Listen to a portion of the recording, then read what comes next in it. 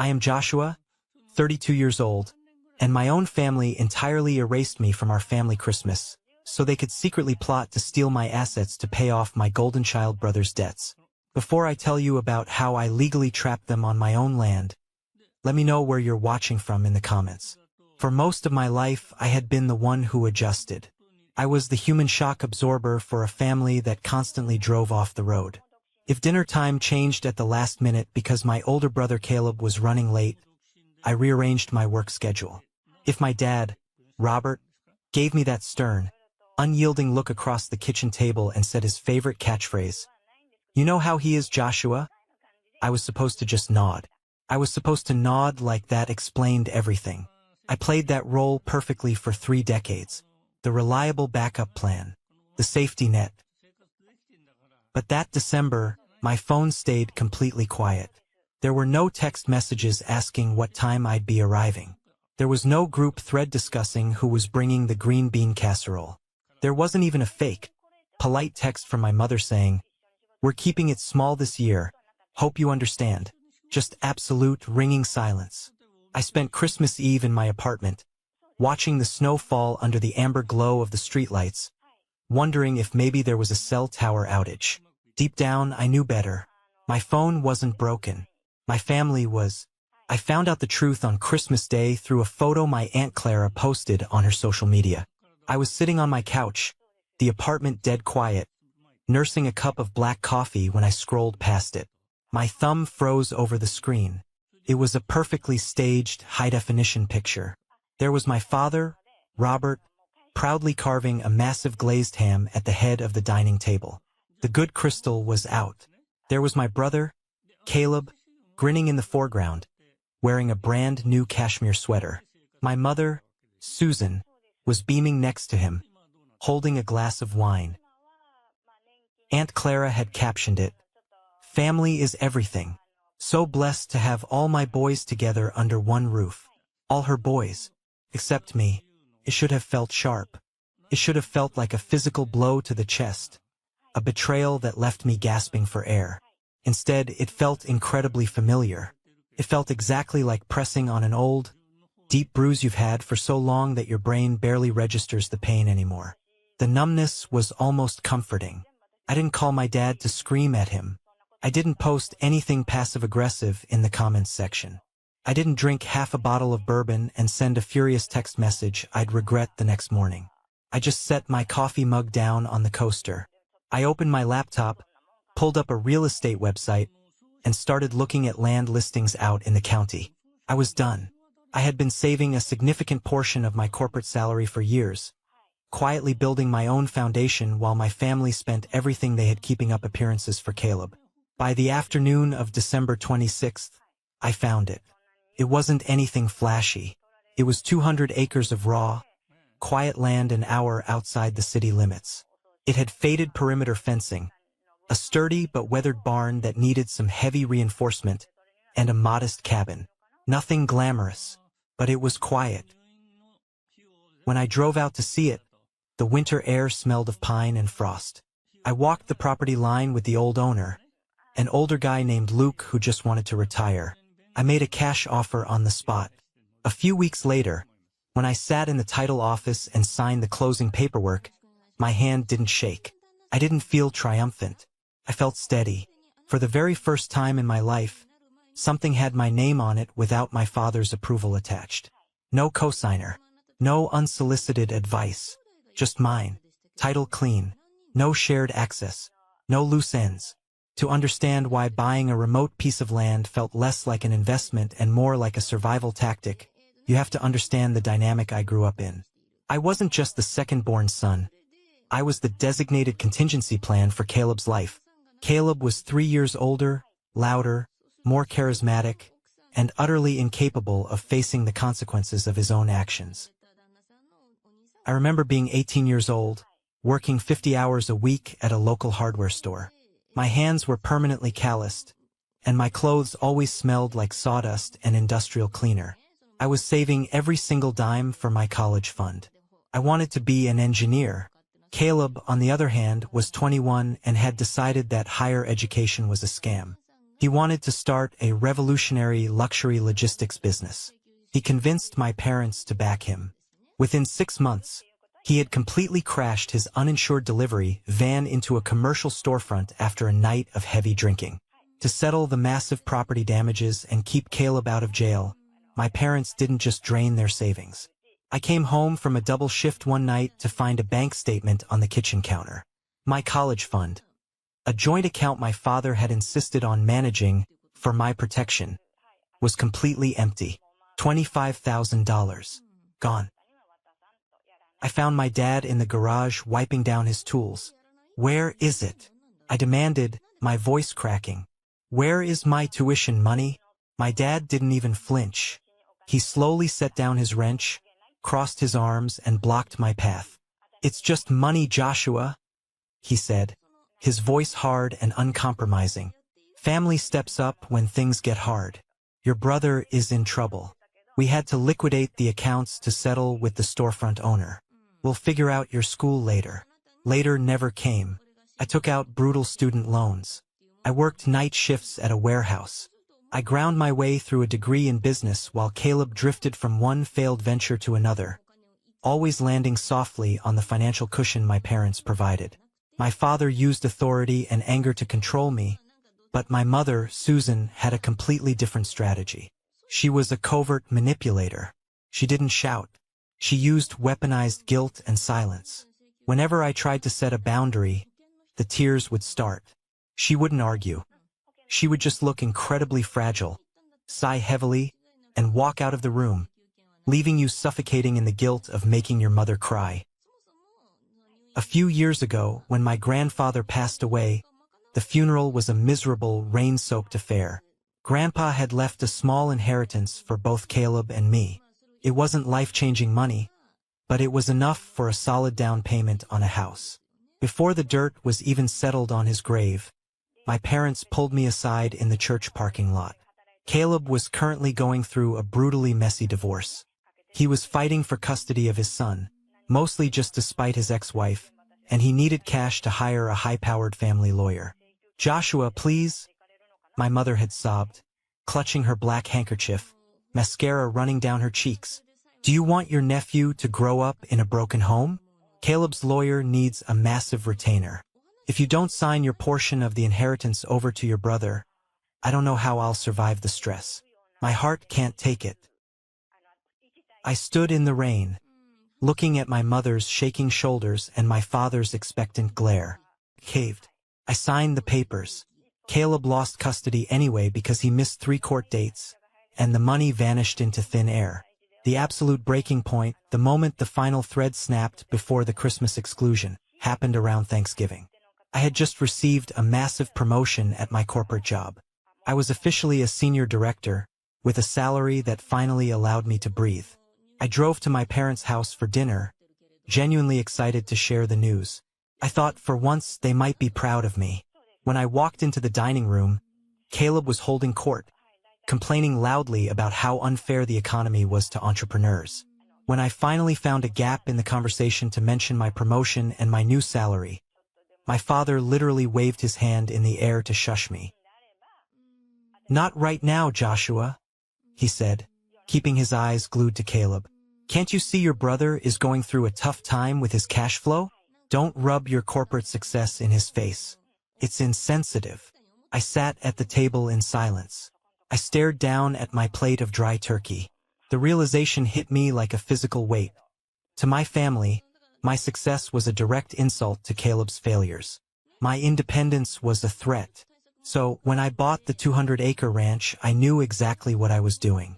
I wasn't just buying real estate, I was building a fortress.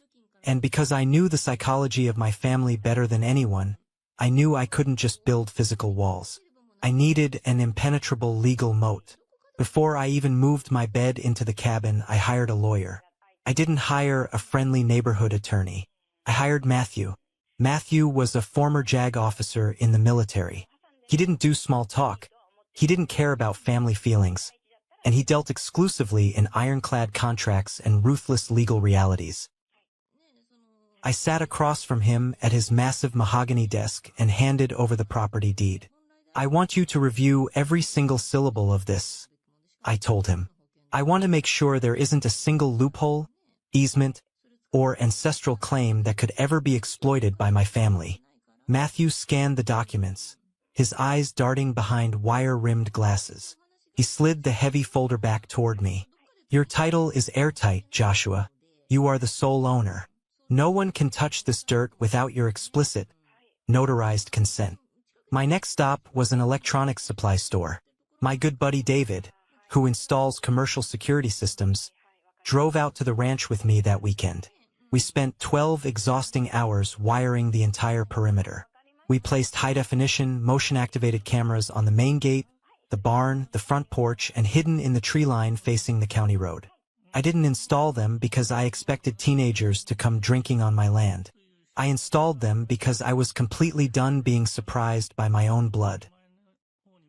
A week after I officially moved in, a white and brown county patrol vehicle rolled slowly up my gravel driveway. The local sheriff stepped out. A tall, broad-shouldered man named Carter, wearing a pressed uniform and a wide-brimmed hat. It was small-town courtesy. He liked to introduce himself to new property owners. We stood on my porch, the winter wind biting at our jackets. We shook hands. His grip was firm and calloused. I like to know who's new out here, Sheriff Carter said, adjusting his duty belt. It's a quiet county. We like to keep it that way. I looked him dead in the eye, my voice entirely flat. I like to know who enforces trespassing. Carter paused. He looked at me, assessing my posture, and then he casually glanced up at the discreet camera dome mounted under the eaves of the porch roof. He nodded slowly. He didn't ask for a backstory or family drama. He understood more in that 5-second exchange than I could have explained in an hour. You have my card, Sheriff Carter said, tapping the brim of his hat. You call, we come. At that moment, standing on my own porch, I finally felt safe. But I knew the silence wouldn't last. The storm was already gathering. The absolute silence from my family lasted exactly 3 months. For 90 days, I woke up to the sound of wind whistling through the old oak trees, instead of my phone buzzing with another one of Caleb's manufactured emergencies. I spent my weekends patching the roof of the cabin, reinforcing the perimeter fencing, and clearing out decades of overgrown brush. It was a Tuesday morning in early March. The frost was just starting to thaw, turning the dirt roads into a thick, heavy mud. I was out by the barn, wearing heavy work gloves, wrestling with a rusted hinge on the main gate. My phone buzzed in the chest pocket of my flannel shirt. I ignored it. It buzzed again, and a third time. I pulled off one leather glove, reached into my pocket, and looked at the screen. The caller ID flashed a single word. Robert. My dad. I stared at that name for a long time. The winter wind suddenly felt a lot colder. We hadn't spoken since that disastrous Thanksgiving dinner where he told me to hide my promotion so Caleb wouldn't feel bad. There had been no apology for completely cutting me out of Christmas. No Happy New Year text. Just a sudden, demanding phone call on a random Tuesday. I let it ring until it almost went to voicemail, took a slow, deep breath, and hit accept. Hello, I said. My voice was completely flat, offering zero emotional leverage. Joshua, son. My dad's voice boomed through the speaker. It was unnaturally loud, dripping with a forced, jovial enthusiasm that made my stomach instantly knot up. It was the exact tone a used car salesman uses right before he tries to hide a blown transmission. How have you been? Your mother and I have just been missing you like crazy around here. I wiped a streak of grease off my jaw with the back of my hand. I didn't take the bait. I didn't say, if you missed me, why was I banned from Christmas? You cannot negotiate with a manipulator using logic. What do you want, Dad? He chuckled, but the sound was thin, lacking any real warmth. Come on now. Can't a father just call to check in on his youngest boy? Look, we heard through the grapevine you actually went ahead and bought some land out in the county. 200 acres. The old Luke property, right? Of course they knew. My Aunt Clara probably did a public records search the second she realized I had stopped liking her social media posts. I did. I replied evenly. It's mine. Right, right. That's just great, son. Really smart investment. A heavy, pregnant pause hung on the line. I could actually hear him taking a breath, shifting his weight, preparing the pivot he had rehearsed. The thing is, Joshua, that land could be incredibly useful for all of us right now. Your brother is, well, he's trying to get back on his feet. I closed my eyes. I pressed my forehead against the cold, rusted metal of the gate. It was always the exact same script. The narrative just shifted slightly to fit the current disaster. Sometimes it was a bad market, sometimes it was an unfair boss, sometimes it was an unreasonable judge during his custody hearings. The common denominator was always Caleb's incompetence. But that was the one truth my parents violently refused to examine. Caleb has this massive new commercial logistics project lined up, my dad continued, his voice speeding up, trying to bulldoze over any potential objections. It's a guaranteed gold mine, Josh. But the banks are being ridiculous about collateral. They won't approve the business loan. I'm not selling, Dad, I said. It wasn't a negotiation. It wasn't an opening bid. It was a concrete wall. Now, hold on. Just calm down and don't jump the gun, he snapped, his tone immediately dropping the fake cheerfulness and shifting into that familiar, overbearing gear. He was already reframing the reality to suit his needs. You don't have to think of it like selling, Joshua. Think of it like a family partnership. Think of it like helping. You leverage the equity of that dirt. Caleb gets his loan, the business takes off, and everyone wins. We're family. You're just sitting out there in the woods playing cowboy anyway, doing absolutely nothing with all that space. No, I didn't argue. I didn't yell. I didn't try to explain that this land was my sanctuary. I just said no, and let the silence sit there on the phone line. I let the dead air stretch out, long and heavy, forcing him to sit in the extreme discomfort of my refusal. He cleared his throat aggressively. Joshua, you need to remember who raised you. We put a roof over your head. We expect you to step up. He ended the call right after that. He didn't hang up in a rage. He hung up politely. Too politely. That was the moment every single alarm bell in my head started ringing at once. My father never, ever backed down that easily. If he retreated from an argument, it meant he was outflanking me. I didn't go back to fixing the gate. I walked straight into my cabin, locked the door behind me, and dialed Matthew. Matthew, my JAG lawyer, answered on the second ring. Vance, he said crisply. Matthew, it's Joshua. My father just called me asking to leverage my 200 acres to fund a new business venture for my brother, Caleb. He backed off way too fast when I said no. They are planning something, and I need to know exactly what kind of fire my brother is running from this time. Give me 48 hours, Matthew said, and the line went dead. He called me back in exactly 36. I was sitting at my kitchen table, nursing a cup of coffee, watching the rain beat against the window pane. Joshua, Matthew began, his voice clinically detached, completely devoid of any bedside manner. I pulled the public court dockets and ran a quiet asset check on your parents. The situation isn't just bad. It is a catastrophic, unmitigated disaster. This isn't about a new business venture. It's about keeping your brother out of federal prison. My grip on my coffee mug tightened until my knuckles turned white. Tell me everything. This was the first massive twist. Caleb hadn't just hit a minor financial speed bump. He had completely destroyed his last business. He had partnered with a guy named Samuel, a hardworking contractor who had invested his life savings into Caleb's vision. Instead of using the funds to secure warehouse leases and trucks, Caleb had been systematically siphoning the corporate accounts.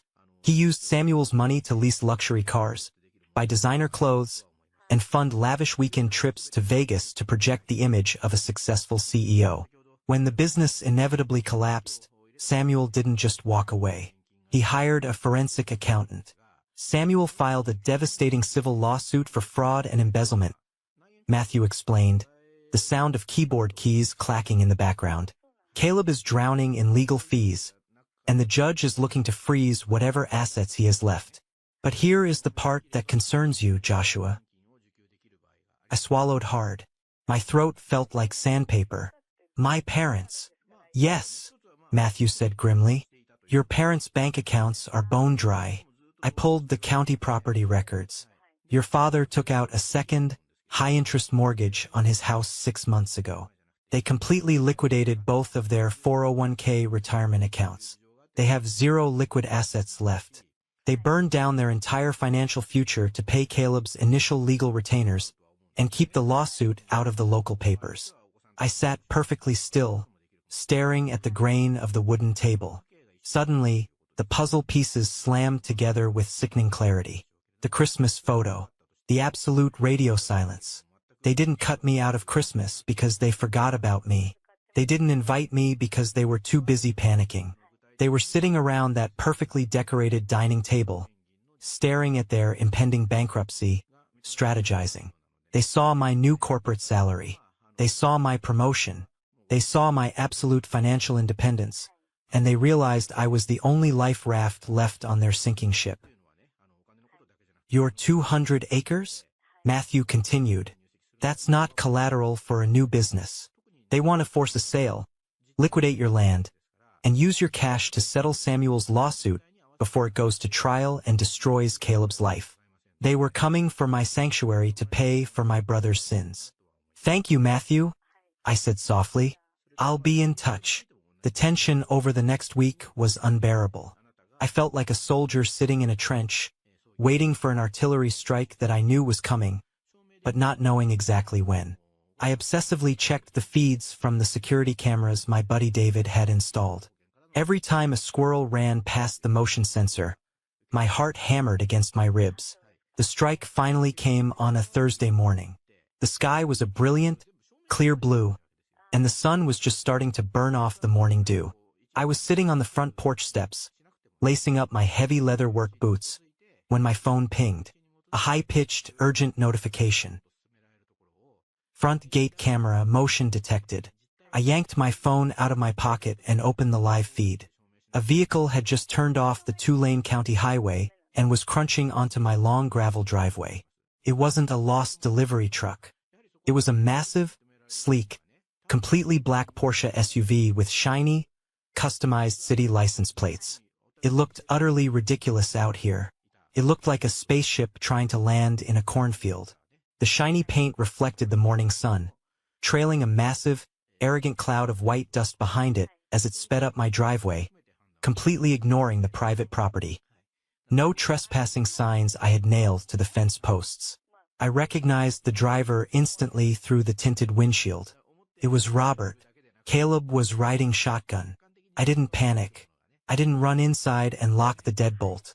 Cold, absolute calm washed over me. It was the calm of a man who had already grieved the death of his family and was now just dealing with their ghosts. I stood up, brushed the dirt off the knees of my jeans, and watched the Porsche come to an aggressive halt near the side of my barn.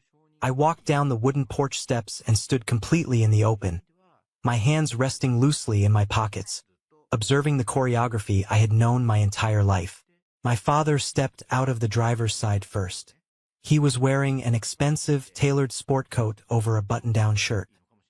He aggressively buttoned the jacket, puffed out his chest, and began scanning my property with a sickeningly proprietary gaze, evaluating the timber, the outbuildings, the acreage. Caleb followed. He stepped out of the passenger side wearing designer aviator sunglasses and a leather jacket that probably cost more than my first car. He looked incredibly pale and exhausted, but he still managed to look at my farm with absolute disdain. Then the back door of the SUV opened. A woman I had never seen before stepped out. She was in her late 40s, wearing a highly structured, bright red blazer and immaculate high heels that immediately sank an inch into the soft farm dirt.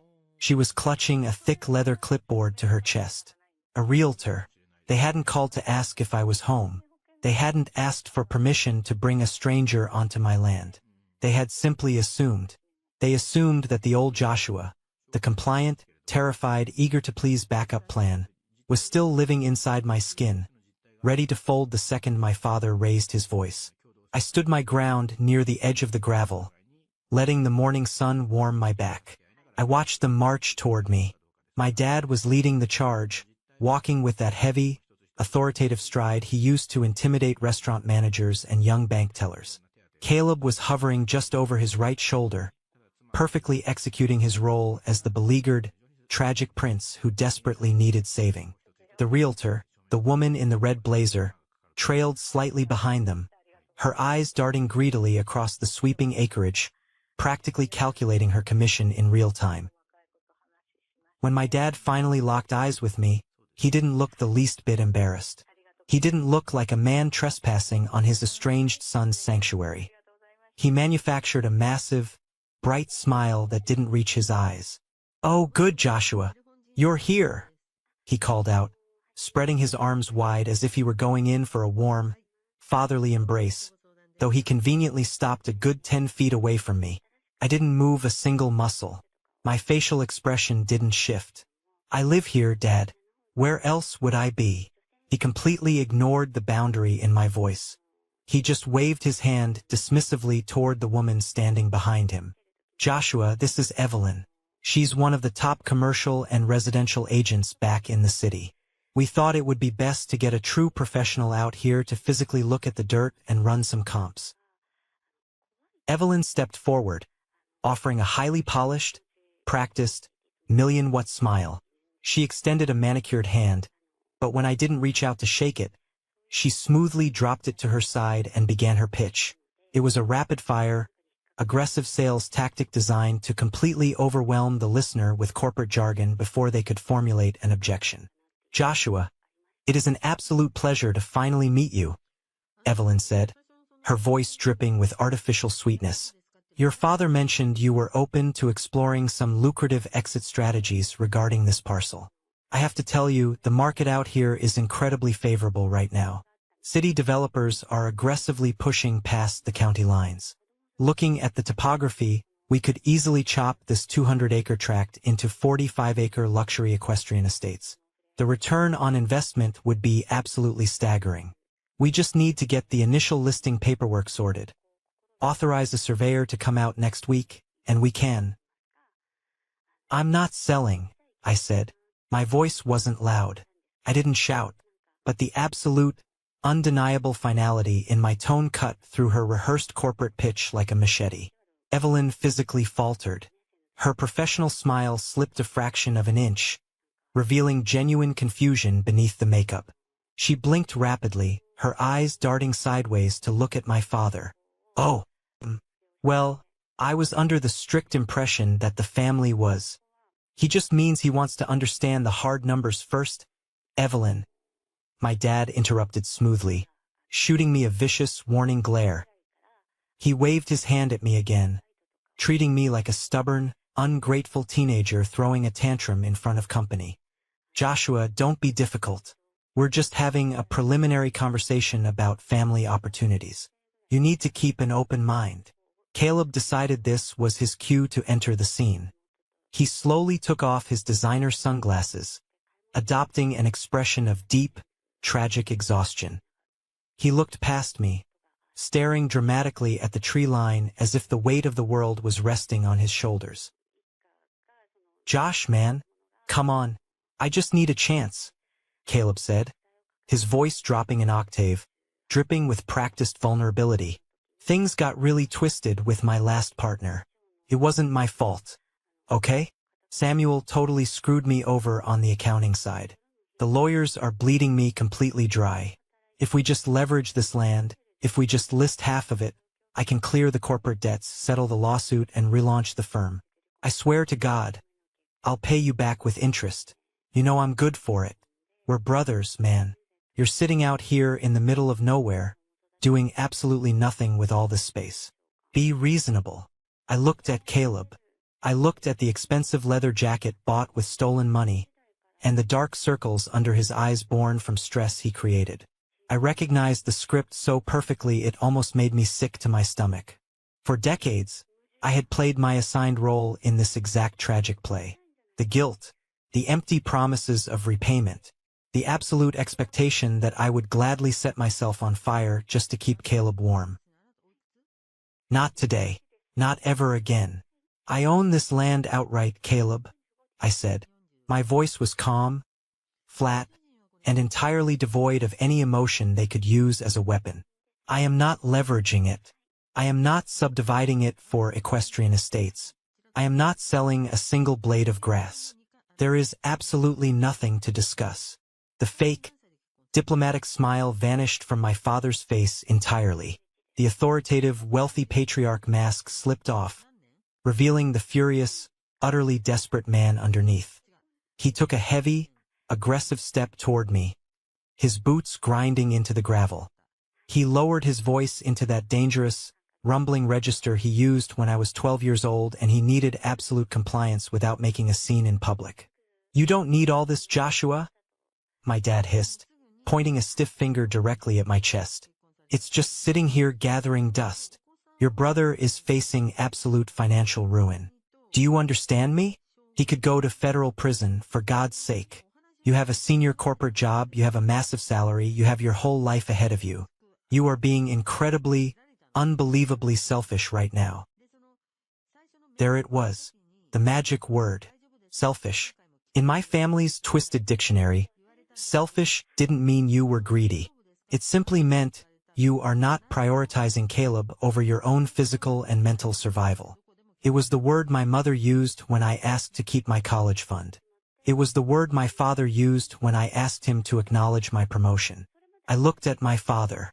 I looked at the deep wrinkles around his eyes, the absolute desperation in his rigid posture, the sweat forming on his brow despite the cool March air. I didn't feel intimidated. I didn't feel the urge to shrink myself to make him feel bigger. I just felt incredibly, deeply tired of his existence in my life. "It's not just sitting here," I replied softly, meeting his furious gaze without blinking. "It's mine." My father exhaled sharply, a sound of pure disgust, his face turning an ugly, mottled shade of dark red. The veins in his neck bulged against his collar. He took another step forward, trying to physically crowd my space, trying to use his height and his presence to force me to back down. "Listen to me, you ungrateful little—" My dad started to yell, his hands balling into fists at his sides. That was exactly the moment I played my hand. I didn't raise my voice or back away. I simply nodded once. Then, I raised my right hand slightly toward the driveway. That was the exact moment they finally noticed the second vehicle parked securely beyond the fence line. It was a heavy cruiser with county markings, painted tan and brown. Sheriff Carter stepped out of the vehicle slowly, adjusting his wide-brimmed hat against the bright morning sun. The entire atmosphere in the yard fractured instantly. The realtor's posture changed immediately from a confident saleswoman to someone deeply panicked. My dad stiffened, the color draining completely from his face. "What is this?" my dad demanded, his voice trembling as his authoritative mask slipped. "Clarity," I said, my voice perfectly calm.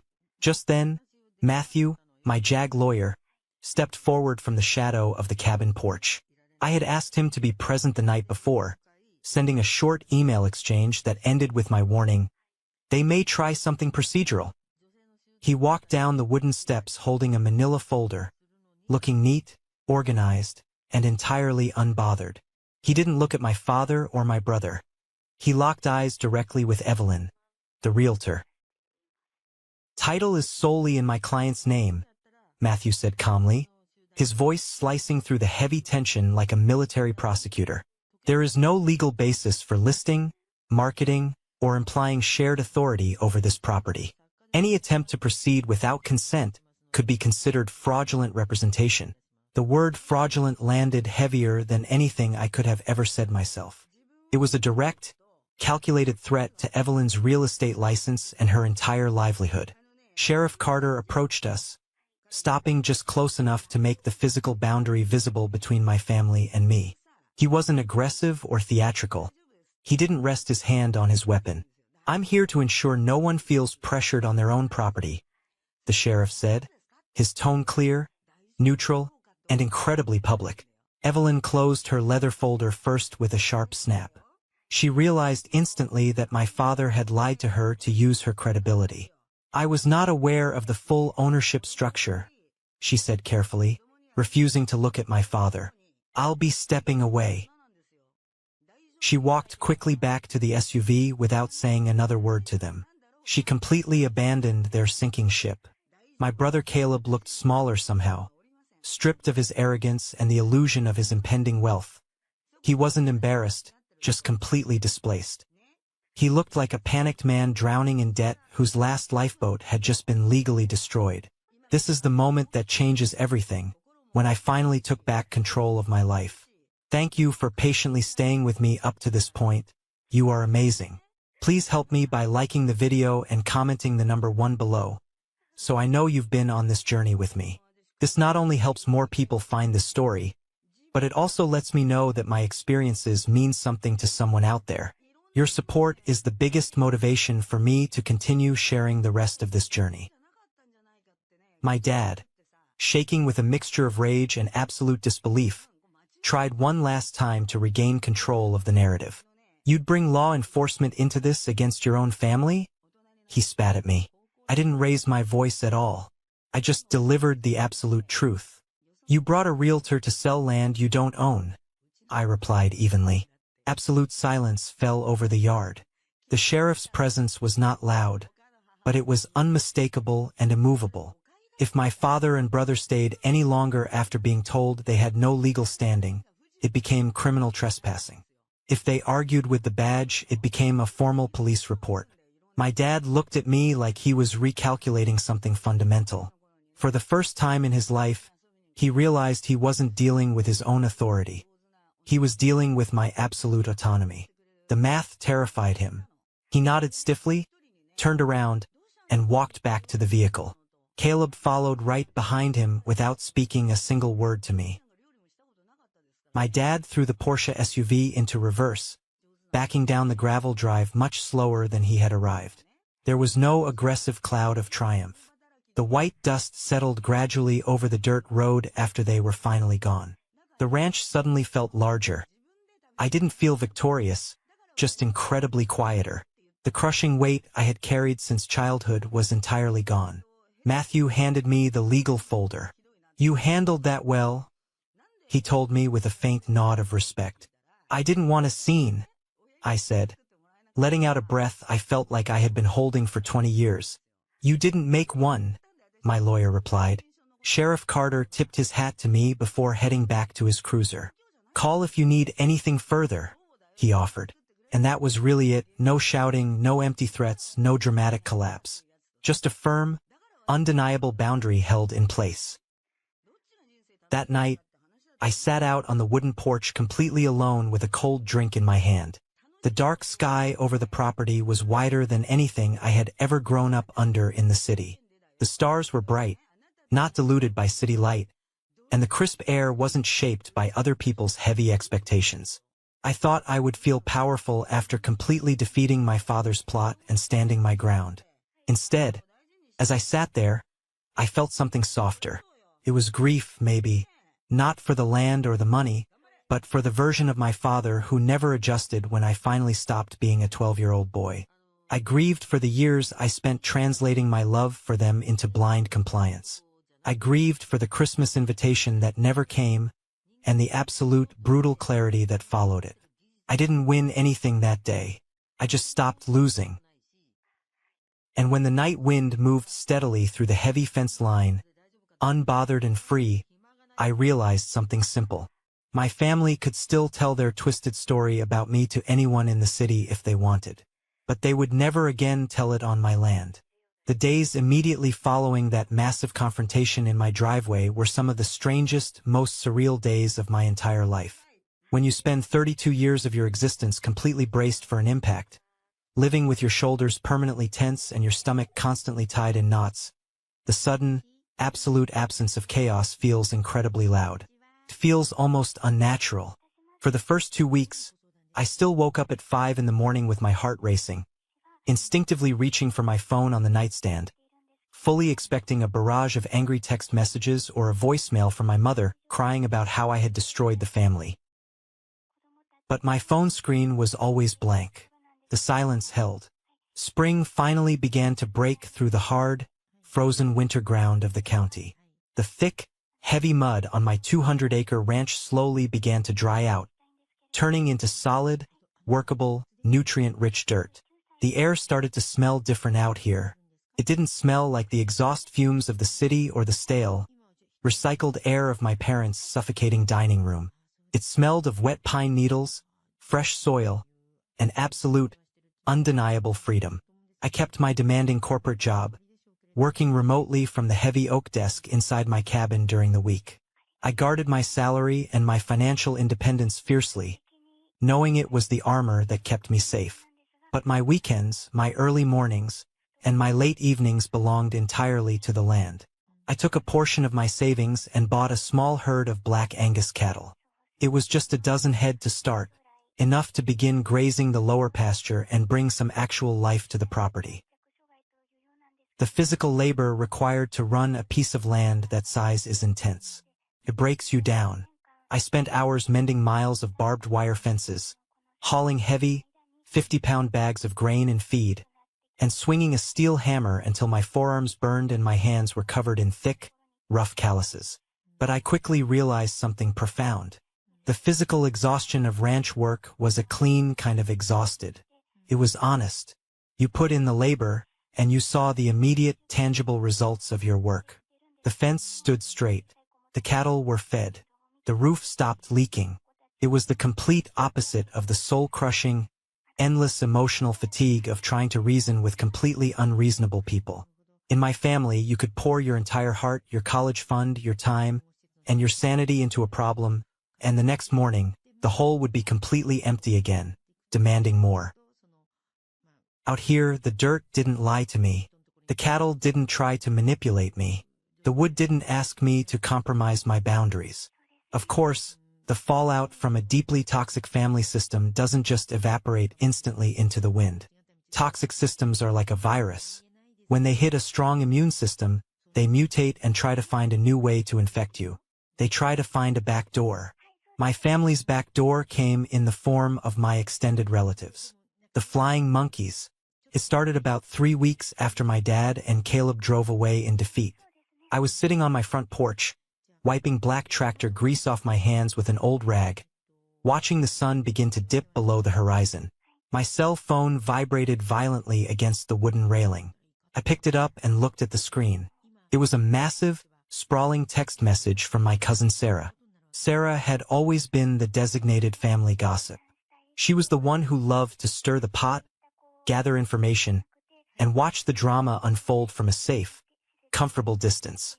She never actually helped anyone financially, but she always had an incredibly loud opinion on what everyone else should be doing.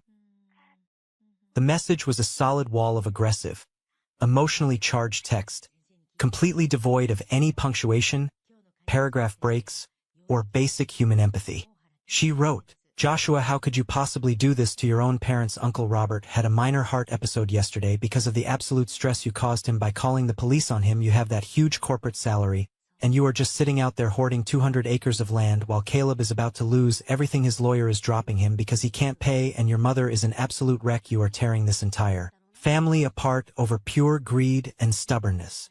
You need to call them right now, apologize, and fix this before it is too late." I read the message twice. I sat perfectly still, staring at the bright screen of my phone, the glaring white light contrasting sharply with the peaceful, darkening twilight settling over my fields. 10 years ago, a message exactly like that would have sent me into a total, hyperventilating panic spiral. I would have felt the immediate, crushing weight of guilt. I would have believed that I was responsible for my father's blood pressure. 5 years ago, I would have spent 2 exhausting hours pacing around my apartment, drafting a meticulously logical, multi-paragraph reply. I would have detailed the inherited debts, Caleb's stolen opportunities, the ruined college fund, and the brutal reality of the legal paperwork my lawyer Matthew had uncovered. I would have desperately tried to make Sarah understand my side of the story. I would have begged for her to see the truth. But sitting on my porch that evening, with the dirt on my boots and the deed to the land locked safely in my heavy iron safe, I felt absolutely nothing but a profound, overwhelming sense of pity. I looked at the words on the screen. Tearing this family apart. Pure greed. I didn't type a single letter in response. I didn't try to defend my character or explain the law. I didn't remind her of the Christmas I was excluded from or the promotion I was told to hide. I just tapped the top of the screen, selected her contact profile, scrolled down to the bottom in red letters, and pressed block. It was that simple. One firm tap of my thumb, and she was gone from my reality forever. The digital silence that followed was incredibly sweet. I set the phone face down on the porch railing, picked up my cold drink, and watched my black Angus cattle move slowly across the horizon line as the stars started to come out. I was finally, truly learning the most valuable lesson of adulthood. I didn't have to attend every single argument I was invited to. I didn't have to defend my peace to people who were committed to misunderstanding me. But the final, crushing reality of my family's situation didn't arrive via an angry text message from a cousin. It arrived in a plain white envelope inside my aluminum mailbox at the end of the long county road. It was late April. The spring rains had turned the landscape a brilliant, vibrant shade of green. I had just driven my truck down to the main highway to collect the week's mail. Mixed in with a few Tractor Supply catalogs, a water bill, and some junk mail was a standard white envelope. My name and address were written across the front in a shaky, frantic, incredibly familiar cursive script. There was no return address stamped in the corner, but I didn't need one. I recognized the handwriting instantly. It was my mother, Susan. I didn't open it at the mailbox. I didn't want to read it standing next to the highway with cars rushing past. I threw it onto the passenger seat of my truck, drove the mile back up my gravel driveway, parked near the barn, and walked into my cabin. I took my time. I poured myself a cup of black coffee from the pot. I walked over to the heavy oak kitchen table, sat down, and used my pocket knife to cleanly slice the top of the envelope open. Inside were 3 pages of lined yellow legal paper. They were covered front to back in frantic, heavily pressed, smeared blue ink. It was the third and final massive twist of my entire family saga, and the absolute reality of it hit me harder than my father's anger ever could. My mother didn't write to me to apologize for excluding me from the family Christmas photo. She didn't write to ask how my job was going, or how the ranch was coming along, or if I was healthy. She wrote a full, desperate, devastating financial confession. Joshua. The letter began, the letters jagged and rushed. I don't know who else to turn to anymore. Your father is entirely too proud to tell you the truth of what is happening, and his pride is going to kill us. We are losing the house. The bank sent the final notice of foreclosure on Tuesday morning. I gripped the edge of the paper tightly, my eyes scanning the frantic words, feeling a cold knot form tight in the pit of my stomach. We didn't just take out a second mortgage to help Caleb with his logistics business, she wrote, the truth finally spilling out onto the page without the filter of my father's arrogant framing. When Samuel filed that massive civil lawsuit against your brother for fraud, Caleb's defense lawyer demanded a retainer we simply didn't have in cash. So I went behind your father's back. I went to the bank and signed the paperwork to completely liquidate my entire teacher's pension. And when that wasn't enough to cover the ongoing court fees, I took out a predatory reverse mortgage on the house. I thought we could win the case. I truly believed Caleb was innocent and that he would get his business back on track and pay us back everything with interest. But the lawyer just drained the accounts month after month, and Caleb lost the lawsuit anyway. The judge ruled against him. We have absolutely nothing left, Joshua. The accounts are completely overdrawn. Your father's credit score is destroyed. My retirement is completely, entirely gone. I stopped reading for a moment. I looked up from the yellow paper and stared at the grain of the wooden table. My chest felt hollow, like someone had taken a rusted shovel and scooped out my ribs. The sheer, unfathomable magnitude of their financial suicide was staggering to comprehend. They had literally poured gasoline on their own house, struck a match, and burned their entire future to the ground just to keep my brother warm for one more winter. They sacrificed decades of hard work for a man who wouldn't even show up to his own custody hearings during his divorce. I forced myself to look back down and read the final page. Please, Joshua, the letter pleaded. The blue ink physically smeared and bubbled at the bottom of the page where teardrops had clearly hit the paper. I am begging you as your mother, the woman who gave you life. I am not asking you to give Caleb the land anymore. I know that is too much to ask. But please just sell 20 acres. Just sell a small, tiny piece of your massive ranch so your father and I can afford to buy a small condo in the city outright. If the bank evicts us next month, we will be out on the street. We have no savings left to even rent an apartment. I know we haven't been perfect parents. I know we made mistakes. But you cannot let your own mother become homeless while you sit on 200 acres of empty dirt. You are a good boy. Please call me the second you read this. I slowly set the 3 pages down on the kitchen table. The silence inside the cabin was absolute, heavy, and profound. The only sound in the entire world was the rhythmic ticking of the wall clock and the steady, low hum of the refrigerator. I didn't feel a sudden rush of vindictive joy. I didn't feel the urge to pump my fist in the air and laugh at their ultimate downfall. I didn't feel victorious. I just felt a deep, heavy, incredibly suffocating sadness. This was the ultimate tragic reality of the enabler. My parents didn't love Caleb more than they loved me. Not really. They were simply entirely addicted to the process of saving him. Caleb was a massive black hole of financial and emotional need, and my parents had willingly tied a heavy rope around their own waists and jumped right into the abyss after him. And now, as they were finally hitting the bottom, they wanted me to throw down a rope too. They wanted me to sell the only safe place I had ever known.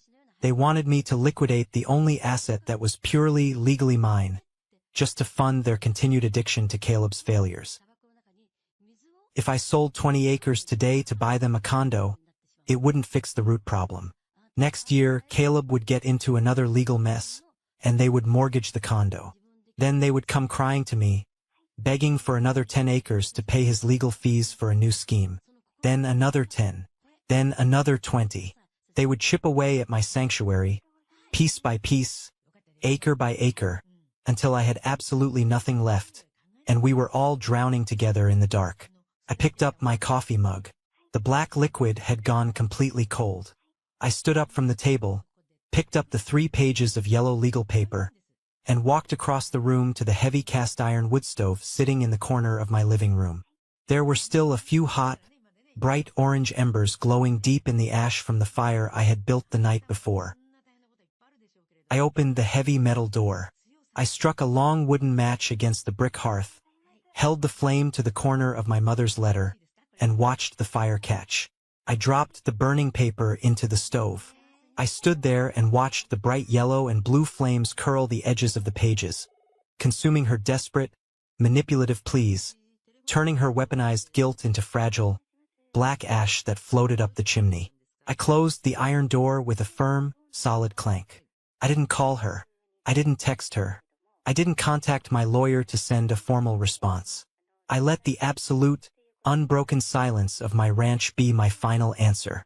I walked out the front door of my cabin and stepped onto the wooden porch. The morning sun was fully cresting over the tree line now, painting the wide Texas sky in brilliant, sweeping shades of orange, pink, and gold. The air was crisp and clean. I grabbed my heavy leather work gloves from the railing. I picked up my heavy steel hammer and a canvas bag full of thick nails.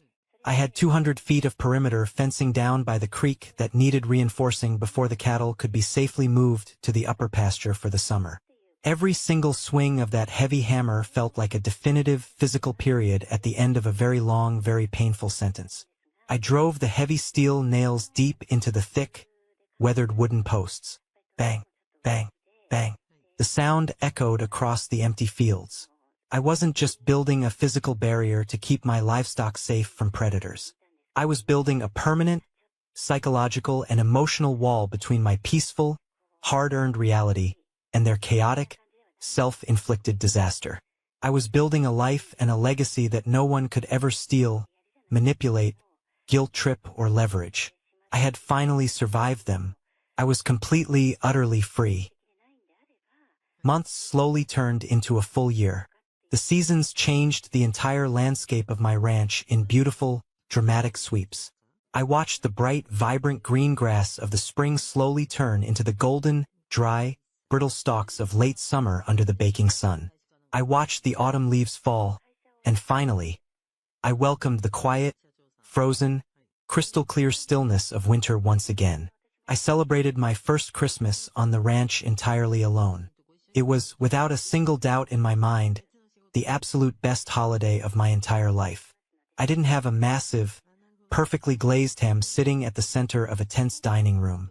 There was no fine, expensive crystal on the table. There were no fake smiles, no forced conversations about Caleb's imaginary future successes, and no subtle insults directed at my career. Instead, I went into the kitchen and made myself a thick, prime cut of steak, cast iron seared in butter and garlic over an open fire.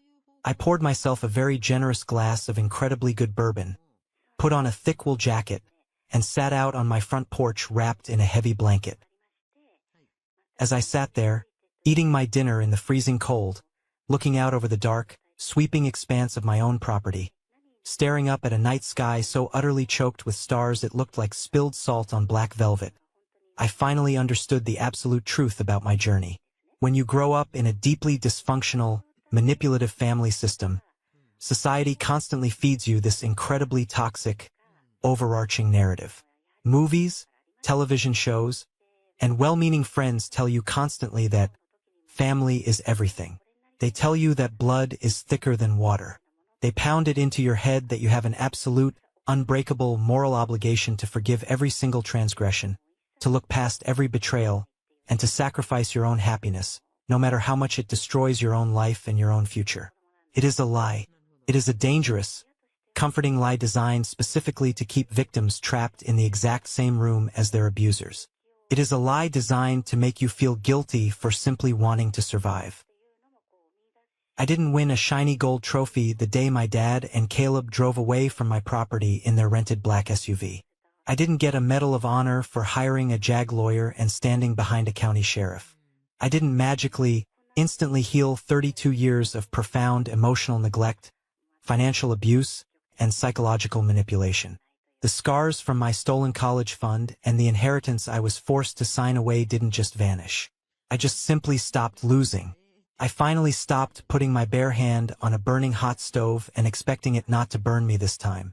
I stopped trying to desperately buy the love, respect, and approval of a father who only ever viewed me as a convenient ATM and a backup plan. I stopped trying to logically reason with a mother who weaponized her tears and her fragility to fund my brother's destructive, endless lifestyle.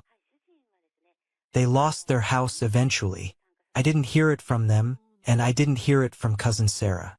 I found out months later through the county public property records online. The bank foreclosed, the house went to auction, and they were forced to move into a tiny, cramped, two-bedroom apartment on the bad side of the city. Caleb eventually faced federal fraud charges for his business practices. Without my parents having the massive financial assets to hire high-priced, miracle-working defense attorneys to delay the courts, the absolute reality of his actions finally caught up with him. The golden child, for the first time in his 35 years of life, finally had to stand in the freezing rain and face the storm without an umbrella. Sometimes, late at night, when the winter wind howls fiercely around the wooden corners of my cabin and the fire is burning low in the stove, I think about them.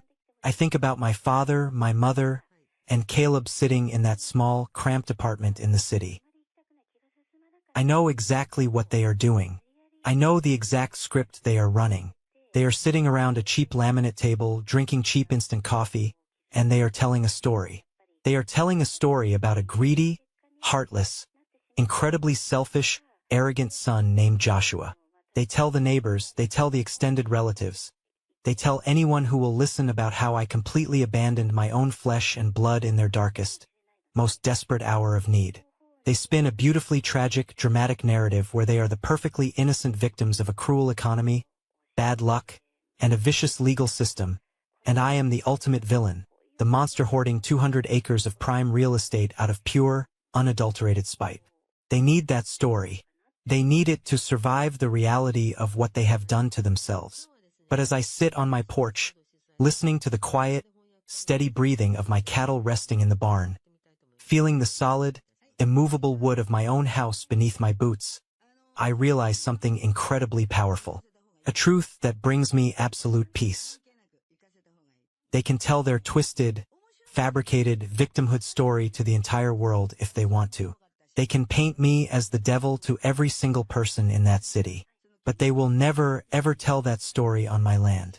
Now, before I sign off for the day, I want to take a moment to step back and look right at you. The people who stayed with me, listened to my voice, and walked through this entire emotional journey with me. If you take any educational value, any real-life, practical lesson away from the story of my family's collapse and my escape, I want it to be this incredibly important truth. Walking away from a toxic, abusive situation is not a crime. It is not an act of cruelty. It is not an act of selfishness. It is the ultimate necessary act of self-preservation. In your life, you will inevitably encounter people. Sometimes your own parents, sometimes your siblings, sometimes your oldest, most trusted friends, who are actively drowning in the direct consequences of their own terrible choices. They will flail their arms, they will scream for help, they will cry, and they will demand that you jump into the freezing, violent water to save them. But you have to learn to recognize the vital difference between someone who genuinely needs a hand up to get back on their feet, and someone who is just looking for a solid body to stand on so they can keep their own head above water for a few more minutes. Enablers and manipulators do not want you to fix the root of the problem. They simply want you to fund their dysfunction. Setting an ironclad boundary, looking someone in the eye and saying the word no, and completely refusing to explain or justify it, is often the most loving, powerful thing you can do for yourself. You do not owe anyone your mental health. You do not owe anyone your hard-earned financial security, your salary, or your peace of mind simply because you happen to share a bloodline or a last name. Your life is your property. Your mind is your sanctuary. Ensure your title is clean, and defend your borders fiercely. I would absolutely love to hear from you down in the comments section below. What was your favorite takeaway or the most valuable lesson you learned from my story today? How have you dealt with setting hard boundaries with toxic people in your own life? Your stories inspire me. Or, if you simply agree with the message I shared today and want to support the channel's algorithm, just comment the word good below, so I know this story brought you some real, tangible value. Thank you so much for listening. Thank you for your time, and I'll see you in the next one.